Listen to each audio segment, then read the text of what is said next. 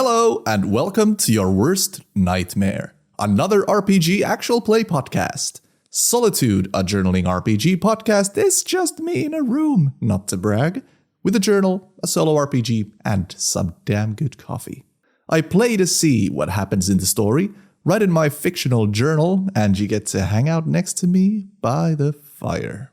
My name is Auri. Welcome. I hope you enjoy our time together. This episode is a dramatic journal entry reading for the prompts we got to in the previous episode. Some things might have changed a little bit from the decisions made in the episode since I've had a bit of time to collect my thoughts and write stuff down. This is Solotude.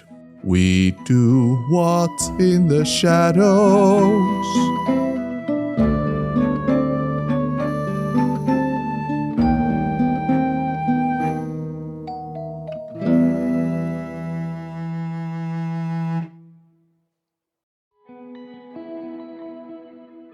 Prompt 40. Welcome to Bonetel Philadelphia. March 1778. Such a lovely place. Any time of year you can find it here. I should put pen to paper and conjure up a song about this place. No, who'd ever want to sing about a rundown hotel located in a specific geological place? No one. I've been in a marvelous mood lately. I haven't to worry, nay. I believe that the value of any given day rests upon the manner of its bestartment. Here now, future me, the secrets to a balanced breakfast of the body and mind that shall imbue you with a spirit most veritably jolly. First shall you awake from your slumber and have a good hearty stretch of the limbs, legs, arms, penis, or the female flappy bits, whatever they're called, the flaggy waggies, the woblobs, old Scrooge's purse. I don't think they have actually named them yet. In any case, I find a good wiggle and tug per appendage brings my body to the required limberness to greet the evening's demands. Then on to the second part of my routine, loosening up one's mind. In my experience, daily affirmations are a requirement to keep my inner garden a tranquil delight. Repeat after me. I am beautiful. Go on, say it. I am strong. I am perfectly adequate at bookkeeping. I am productive. I am great at business. I am hungry. No, don't repeat that last one. I just happen to be hungry. Third and last, I remember someone teaching me long ago that most people warm up just their body and mind and wholly forget to train their social cues. Just a few pleases and thank yous go a long way. To top it off, I like to throw in a few seductive winks and a pair of finger crossbows at the mirror. That ought to do the trick. Just for me, at least. And I don't even cast a mirror image. And with that, we are ready to tackle the mythical beast known to most as Monday. My new protege, Barry Galdi. What can I say? Words don't do her professionalism enough justice. So instead, I will try some emotional grunts of acknowledgement. Wah wah. Yowza. Pew pew pew pew. Bah. Fow. Meow. Who is guarding the gates of heaven? If such a miracle worker has sneaked into the mortal realm, she cleans, even saves on money by making her own soap. She cooks, hunts the rats herself, deworms and cleans them up, and doesn't go too heavy on the salt either. She's marvelous at keeping watch at the desk. Both eyes open for 10 hours straight. It's amazing. She lets loose a drop of water from her cup every 5 minutes so her eyeballs don't crust shut. It fills me with pride to be able to offer employment to someone less fortunate. She's an orphan in the 4th generation. She lost both of her parents before she was even born. She truly is the best worker a humble business owner such as myself could hope for. Works 16-hour days. No pay, no holidays, no benefits, no complaints. Just the other evening, we were at the marketplace to receive a shipment of pillows. I thought me and Socrates would be able to lift them up easy. They're pillows. They practically weigh nothing. Well, I started lifting, and Socrates was giving me shit about my technique. Well, you know, he says he only asks questions, but what an attitude. He said something about me lifting with my back instead of my legs, and started to sound an awful lot like a certain protein-crazed monastery in Austria.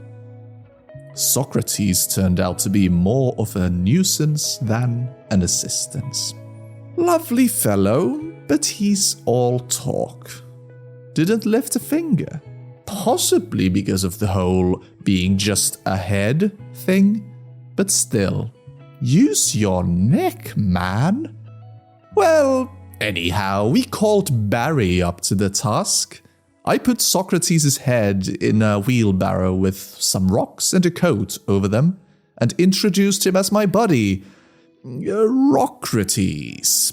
I know, I panicked. What can I say? Yeah, that was my buddy Rocrates just having a good lie down after a long day at war against the British. And Barry believed me. She always does. She's like the loyal dog I never had. Until now. She just flexed her muscles and picked the crates right up, hoisted and stacked them upon her back, and she was ready to go. Outstanding devotion. Sooner than you can say Bonetel Philadelphia, we were back, and the new pillows were installed. Again by none other than Barry Galdi. Employee of the month, I wager. Every morning, as I go to bed, Barry is there, behind my door. She tells little stories where I'm the main guy, a hero, a handsome prince slaying a dragon, a righteous pirate who robs from the rich and gives to the poor. Once, by chance, she told a story where I was a former sportsman vampire who built a team of international super talents and challenged an old priest and his ninja friend to a match for the British crown. I mean, talk about a near miss. Towards the end of the story, I fall into slumber, waking every now and then as I hear the moistening droplets sizzle on her arid eyeballs. What a find. She respects me. She loves me. I will take care of her like a lioness takes care of her young. I will protect her from the horrors of the night. That includes me and old Socrates, by the way. I spell Socrates with a U. Barry shall never witness what goes bump in the night. At most she'll witness things that go tippity-tap in the early evening. She shall remain innocent, lest her soul be also lost to the inferno of evil, where my right hand was forged. Loki Skeletonson, 223 years old. Prompt 40, Part 2. Shards of the Looking Glass.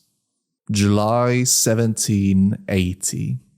A month ago, I had an experience, an epiphany, rather. My business was growing at a steady pace. Did I sometimes enjoy my customers more than I should have? Yes. Did they struggle? Yes. Would I do it again? Oh, hot daddy glazed in chocolate, yes. But there was one customer, a thing, that changed everything. Miriam Liquid. But that was not its name, though. As it signed its name in the registry with the pointy tip of its inky tentacle, I could see its true name. It eludes my mind. Like a mirage, it dissolves as soon as I attempt to focus my full attention upon it. But it was entirely foreign and terrible. Not Bulgarian. Worse. Words whispered in between the fractions of perceivable time. It promised to entertain my most hidden fancies, to provide salt for my most bland meal of an immigrant's life. I asked, and it delivered. There is now a Bonetel Philadelphia in Boston and New York as well, with locations being planned in the South also. Oh, how silly of me! The name is entirely misleading for franchising purposes. How about Bonetel Philadelphia of Boston? Yes. And then Bonetel Philadelphia of Boston, now in New York. My hotel empire will grow. I will become rich and well respected. I shall receive honored guests from all over. They will spend the night at my grand vault-ceilinged rooms. I will offer them a 7-course dinner, and we will have a vigorous discussion about the arts and fashion. Then they'll ask me to perform a song, and first I'll decline, but then soon give in, and play and sing for them while they look, while they admire, while they love me. I feel as though I belong in court, wearing fine silken garments, velvety capes, a hat with an ostrich feather. Then I will be happy.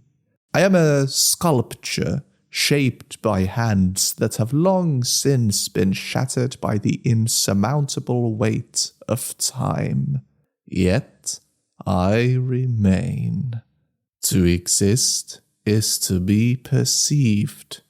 All this glamour comes with a dark price I'm afraid might dim the sparkle of even the most beautiful diamond. Me. I agreed to pay it, in full.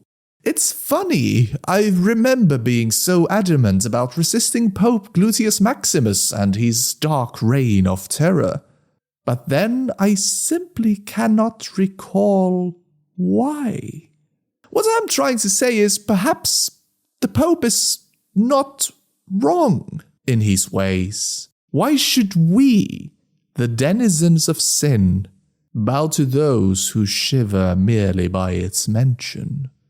Human beings are but children. At times they are quite amicable companions, like a dog or a house cat. But sometimes the mother must take the children's toys away, and the owner must tighten the leash. I have agreed upon delivering over the next 100 years 1,000 vampire young to Miriam Liquid. Miriam Liquid. Every time I announce that name out loud, I hear the echoes of an infinite hiss inside my mind. Like falling into the liquid silver surface of a looking glass and hearing it shatter but not break into pieces. reality folding and unfolding all around me in a realm where the pressure of distant clouds crush my bones inside out. A month ago, when it came to the Bonetel, Galdi was luckily asleep. That pure-hearted pup might not have survived the encounter. Socrates was in his room debating himself on the topic of pizza toppings. Meanwhile, in its room, Miriam Liquid showed me how to succeed in my business venture and have everyone love and praise me. It took me on a spiritual journey to show me what I had already seen, teach me what I already knew, tap into the grand subconscious of the entire universe itself, and drink from it deeply. I was like a mosquito hatchling smelling blood for the first time.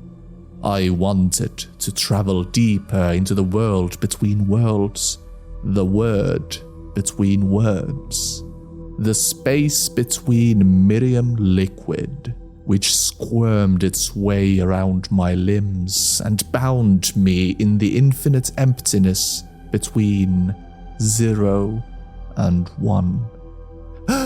I opened my eyes and I felt the sun on my skin. It scorched my outer layers and they fell on the ground like burnt potato peelings. It was sunlight in the Apennines. I don't remember ever being there, but I knew it. I felt the burn so familiar, now searing my exposed flesh. The sun wrote the name Father Augusto in the flesh of my right arm. Then it caught fire, writing everywhere. Angelique, Renee, Garibaldi, dozens of names made holes in my body and the pain took over me. I gazed into the mirror that was the sky and saw a final name being scratched by the sun's terrifyingly sharp rays into my skull. Elise Delacroix. A name like the Italian sun. Familiar, comforting, and destroying me. I opened my eyes. Under the sea, music, faint, muffled. A pufferfish was plucking on an eel. The lowest pizzicato you ever heard. The fish began to inflate, and I felt my skinless body inflate with it. Soon I was twice as big, thrice, then a blast! As my body's limits gave way and let my mind free to wander and fill the infinite shape of the universe.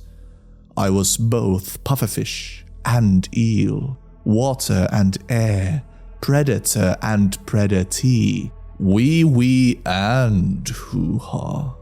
I was a perfect circle, looping in on itself to create an endless one-surfaced object called Cosmos. But this was a mirror. So instead of Cosmos, I was Somsock, a twisted, reversed, obverse perversion of all things. So I let myself be. I felt the distant stars of the night sky as my fingertips. The great Apennine Mountains were stubble on my chin, and the abyssal depths of the ocean ravines were mere cracks between my toes. The universe perfected, perverted. Outside was inside, and inside had become outside. This was me. Then a terrifying crack, like the spine of a frail grandmother attempting a double backflip into the pool. The sky teared open, and nothingness started creeping in. At first one nothing, then 2, 3, 5, 7, thousands, millions of nothings filled space with nothing. Thus something was corrupted. Space had been filled with nothing. Something had no more room in the universe. A vampire is nothing devouring something. I opened my eyes, and I was looking at the mirror in Miriam Liquid's room. I did not see myself, for vampires cast no reflection in a mirror. A fact that makes doing one's own makeup a fucking nightmare. But now I understood. I don't cast an image in the mirror because I am the mirror, the obverse being, a thing reversed. I looked at the writhing mass that was Dr. Liquid. It had a doctorate from Harvard in sociology. My body shook as I crumbled down to my knees. I coughed my supper onto the already stained hardwood floor. This, everything I had just experienced, had been inside of me all this time. I have the knowledge. I have the skills. This is the price one has to pay to understand business. And boy, do I understand it now. I shall master it. Liquid will have the workers it requested. It is a feat entirely in the realm of possibility, for as my chain of Bonetel spread out into this new world, the traces of those changed will lead to me less and less, until that trail is hidden under a thick red sea of blood. I have not seen Dr. Liquid since. I still feel it squirming in my mind, in the uncharted space between one thought and another, unseen, but not beyond my senses. I have a feeling I will see her in 100 years, when I have completed my part of our deal. Hey, that's a good name for a guidebook to business, if I ever decide to write one. The Part of the Deal. Loki Skeletonson, 226 years old.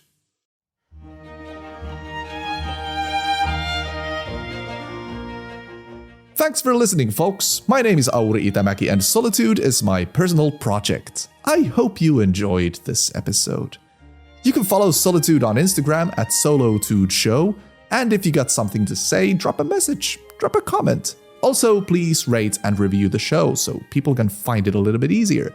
Also, please tell a friend. It would be awesome if more people found the show. Additional episode music and sound effects courtesy of Epidemicsound, theme song by me. Thanks again for listening, everybody. See you next week. Bye.